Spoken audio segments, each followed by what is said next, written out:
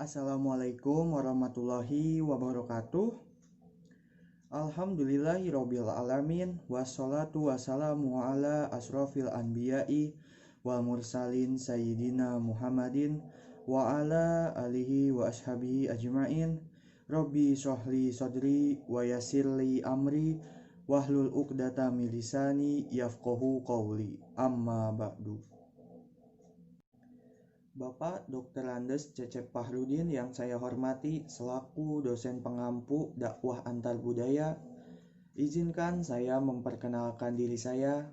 Nama saya Farhan Denia Ramadan, jurusan Komunikasi Penyiaran Islam, semester 3 kelas B, dengan NIM 1194020060. Di sini saya akan menjelaskan materi tentang ruang lingkup dakwah antar budaya sebagai bentuk pemenuhan tugas dakwah antar budaya.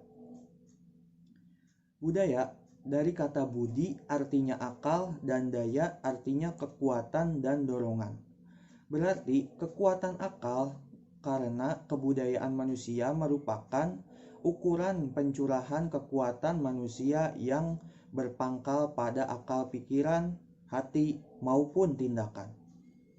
Budaya adalah suatu cara hidup yang dikembang dan dimiliki bersama oleh sebuah kelompok orang dan diwariskan dari generasi ke generasi.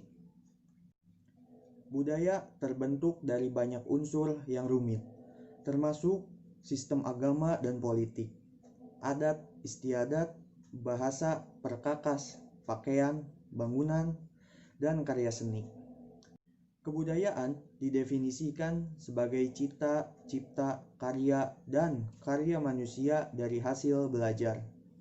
Dalam terminologi agama Islam, budaya sering disebut sebagai al-urf atau pengetahuan tentang norma dan nilai yang disepakati dan diketahui.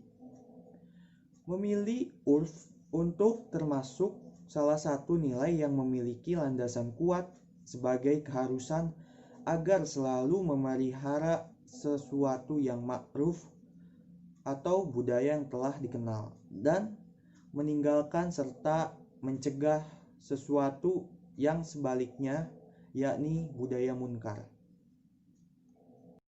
Adapun pengertian kebudayaan menurut para ahli, yang pertama ada menurut Edward Burne Taylor. Kebudayaan merupakan keseluruhan yang kompleks yang di dalamnya terkandung pengetahuan, kepercayaan, kesenian, moral, hukum, adat istiadat, dan kemampuan-kemampuan lain yang didapat seseorang sebagai anggota masyarakat. Yang kedua, menurut Selo Sumarjan dan Sulaiman Sumardi, kebudayaan adalah sarana hasil karya, rasa, dan cipta masyarakat. Adapun unsur budaya, yang pertama, sistem peralatan hidup dan teknologi.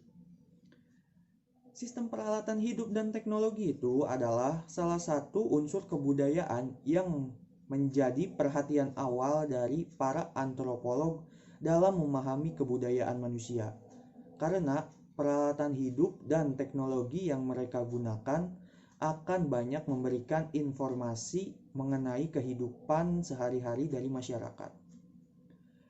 Koenjaraningrat mengatakan bahwa masyarakat tradisional terdapat 8 macam sistem peralatan dan unsur kebudayaan fisik yang digunakan oleh masyarakat dalam budidaya.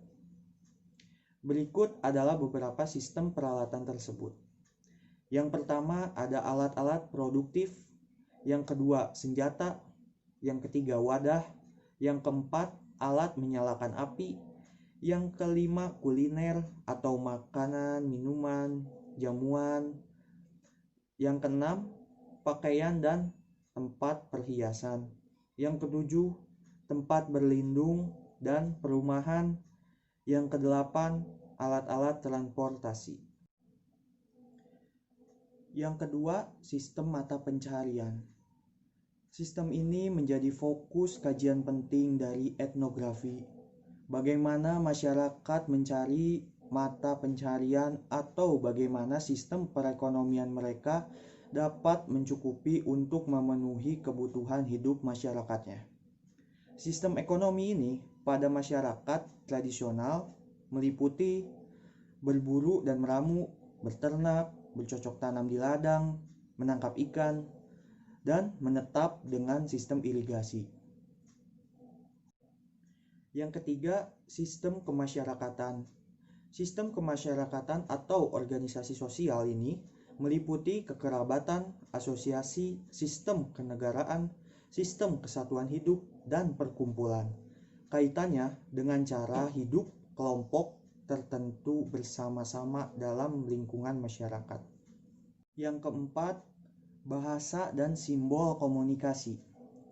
Bahasa adalah sarana berkomunikasi manusia yang sangat dibutuhkan dalam berbudaya.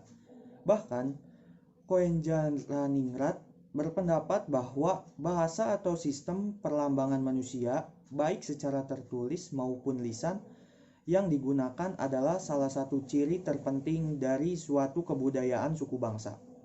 Yang kelima, sistem atau kesenian. Seni bermula dari penelitian etnografi mengenai aktivitas kesenian suatu masyarakat tradisional. Data yang dikumpulkan berupa deskripsi mengenai benda-benda atau artefak yang memuat unsur seni, seperti patung, ukiran, hiasan. Namun, seiring perkembangan ilmu pengetahuan, penelitian mendalam mengenai teks, simbol, dan kepercayaan yang menyelubungi seni dalam berbagai wujudnya, mulai dari seni rupa, tari, drama, dikaji dan diteliti pula. Yang keenam, ada sistem pengetahuan. Sistem pengetahuan dalam konteks kultural universal sangatlah dibutuhkan.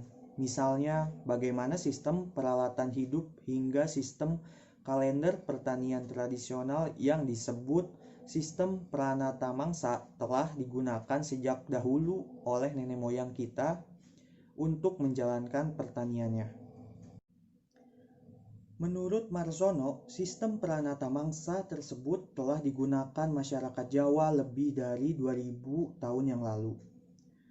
Sistem tersebut digunakan untuk menentukan kaitan tingkah curah hujan dan kemarau, sehingga petani akan mengetahui kapan saat yang tepat untuk mengolah tanah, saat menanam dan panen yang baik.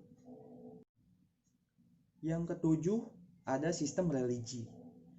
Koenjaningrat menyatakan bahwa asal mula permasalahan fungsi religi dalam masyarakat adalah dua pernyataan berikut. Yang pertama, mengapa manusia percaya kepada adanya suatu kekuatan gaib atau supranatural yang dianggap lebih tinggi daripada manusia?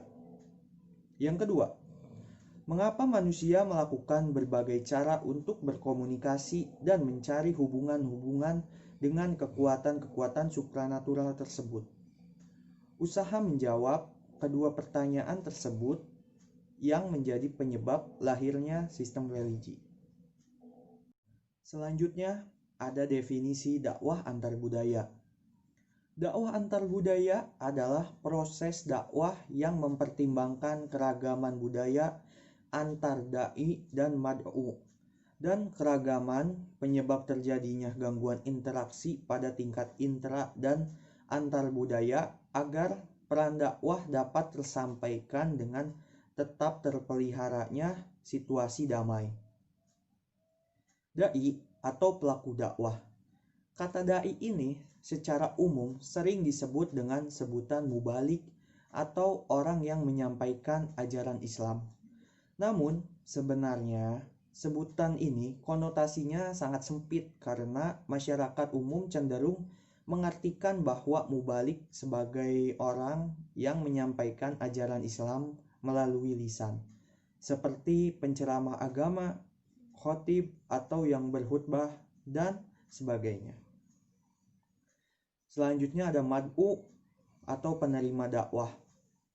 Mad'u yaitu manusia yang menjadi sasaran dakwah atau manusia penerima dakwah.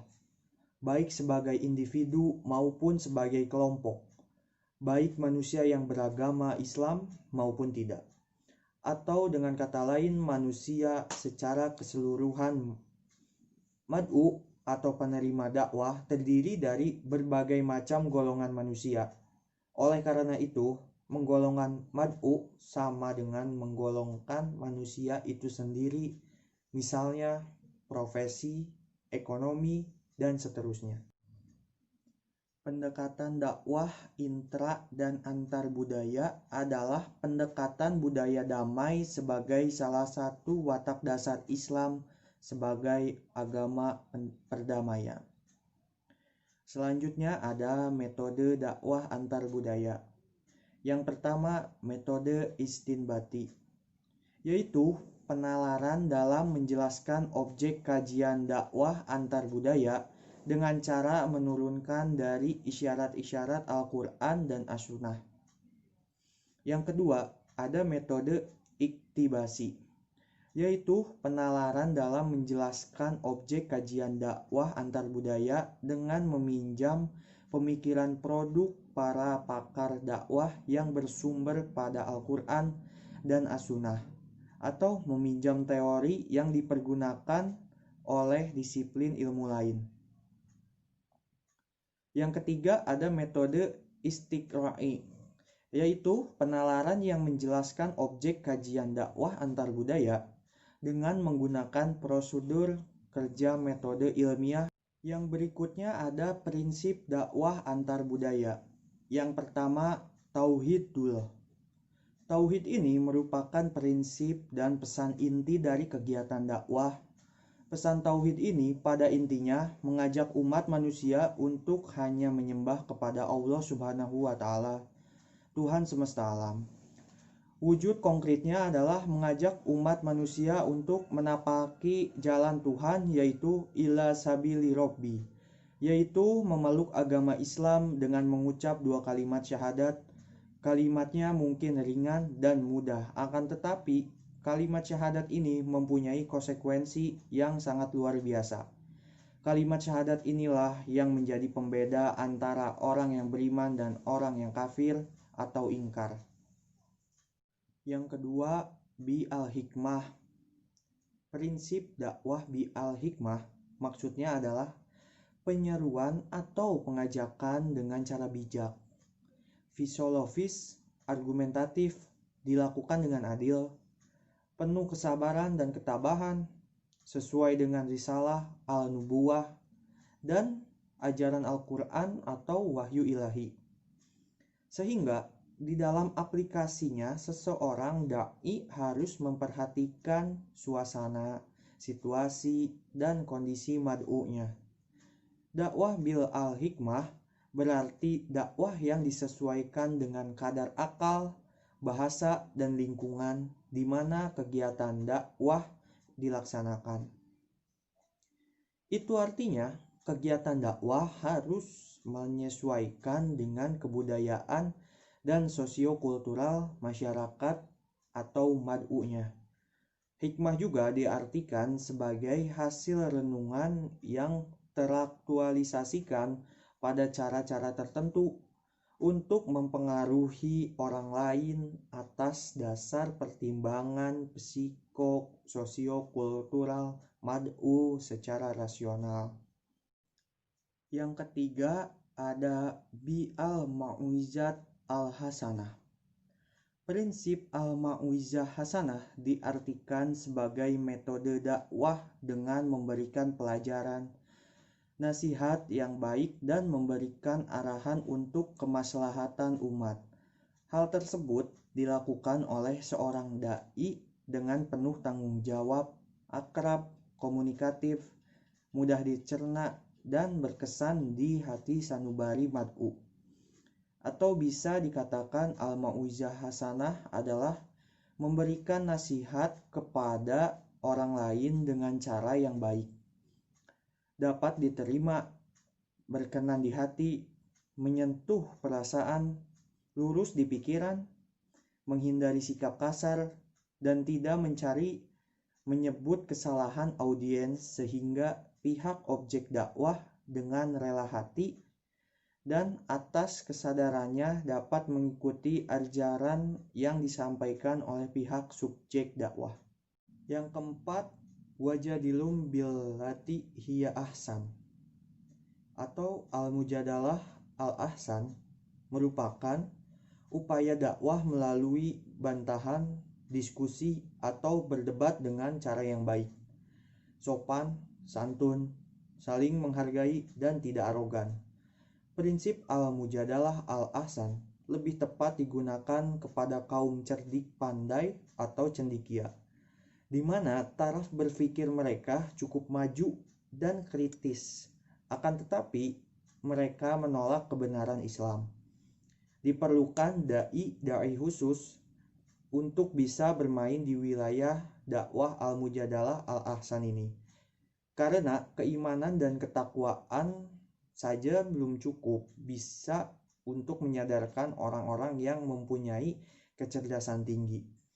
Diperlukan dai yang betul-betul paham, cerdas, dan lihai berdebat, sehingga mampu memberikan penjelasan dengan jelas, logis, dan bijak serta menyadarkan mad'unya untuk kembali kepada jalan yang lurus fi sabilillah. Yang kelima ada universalitas. Prinsip universalitas ini yang kemudian menjadikan Islam tidak hanya mampu memberikan manfaat kepada umatnya saja, akan tetapi Islam mampu memberikan rahmat kepada seluruh alam, yaitu meliputi manusia itu sendiri, tumbuhan, binatang, bumi, beserta seluruh isinya.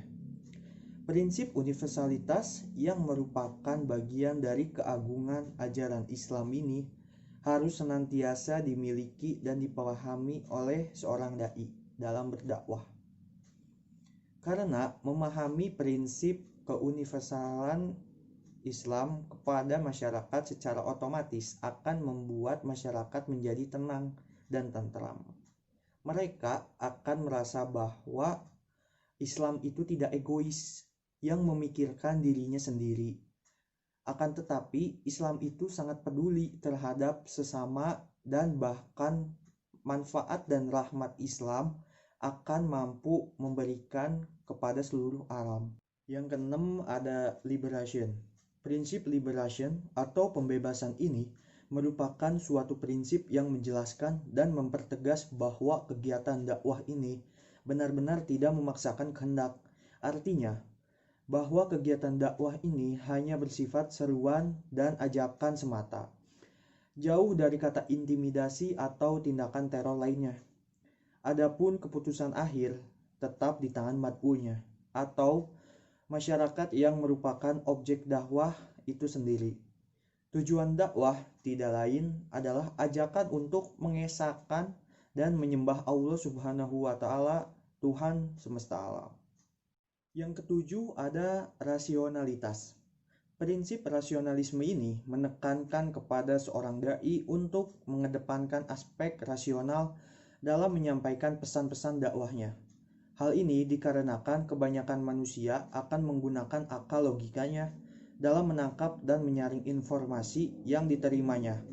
Apalagi untuk konteks dakwah antar budaya yang adat, kebiasaannya, dan karakter berbeda. Seorang dai harus memiliki pendekatan-pendekatan akal pikiran yang rasional, bukan pendekatan-pendekatan dogmatik yang kolot. Yang kedelapan ada yatlu alaihim ayatihi. Prinsip yatlu alaihim ayatihi atau membacakan adalah suatu prinsip penahapan dalam dakwah. Pengungkapan melalui ketajaman sensualitas indera lisan masih sangat diperlukan, bahkan masih menjadi prinsip utama hingga dewasa saat ini. Yang kesembilan ada wa yuzkihim wa yu'alimuhum. Prinsip wa yuzkihim wa yu'alimuhum Alkitab wa al-hikmah atau pencucian jiwa dengan pengajaran Alkitab dan al-hikmah.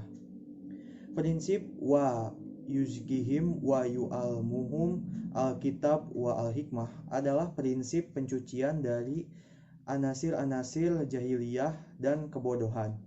Hal ini merupakan prioritas dalam aktivitas dakwah dan mengisinya dengan ilmu yang berlandaskan keimanan adalah solusi yang paling tepat dan strategi. Yang ke-10 ada etika Qur'ani.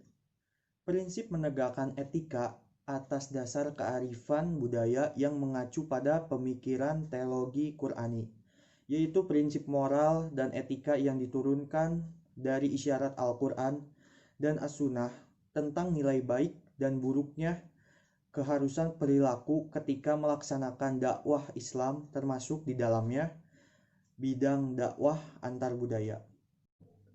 Selanjutnya ada aksiologi dakwah antar budaya. Memberikan wawasan dan mempertegas objek material dan objek formal ilmu dakwah yang unik, menantang dan problematik yang keberadaannya selalu masa kini. Memberikan bukti kebenaran ayat-ayat yang teramati dalam kenyataan empiris, keragaman budaya dengan cara ayat-ayat tertulis dalam firman Allah tentang keragaman makhluk manusia sebagai bagian ciptaannya. Bagi para dai antar budaya akan membantu dan mempermudah dalam melaksanakan tugas dakwah antar budaya. Memberikan pertimbangan dan acuan dalam menseleksi budaya yang ma'ruf dari budaya yang munkar dalam suasana damai. Mendorong para ilmuwan dan praktisi dakwah serta umat Islam untuk memiliki sikap mental dan perilaku yang arif dalam menghadapi dinamika dan keragaman budaya. Selanjutnya ada interaksi dai dan mad'u. Yang pertama ada resistance theory atau teori resistensi atau teori penolakan. Dasar asumsi teori ini adalah bahwa setiap aktivitas dakwah akan selalu menghadapkan variabel dai dan mad'u. Yang kedua ada acculturation theory atau teori alkulturasi atau teori percampuran. Kemudahan hubungan relasi dan interaksi antar sesama manusia dan berbagai komponen budaya menjadi bagian dari hubungan dakwah antar budaya. Yang ketiga ada reception theory atau teori resepsi. Menerima sepenuhnya atau menerima sebagian gagasan budaya yang lain dan baru harus menjadi budaya masyarakat setempat terlebih dahulu adalah landasan utama teori ini. Yang keempat ada complement theory atau teori komplementar. Pembaharuan suatu budaya masyarakat terlebih pada era globalisasi budaya sekarang ini adalah kemestian. Sekian dari saya, mohon maaf apabila ada kesalahan kata, mohon dimaafkan. Semoga apa yang saya jelaskan tadi bermanfaat untuk kita semua. Wabillahi taufiq wal hidayah. Wassalamualaikum warahmatullahi wabarakatuh.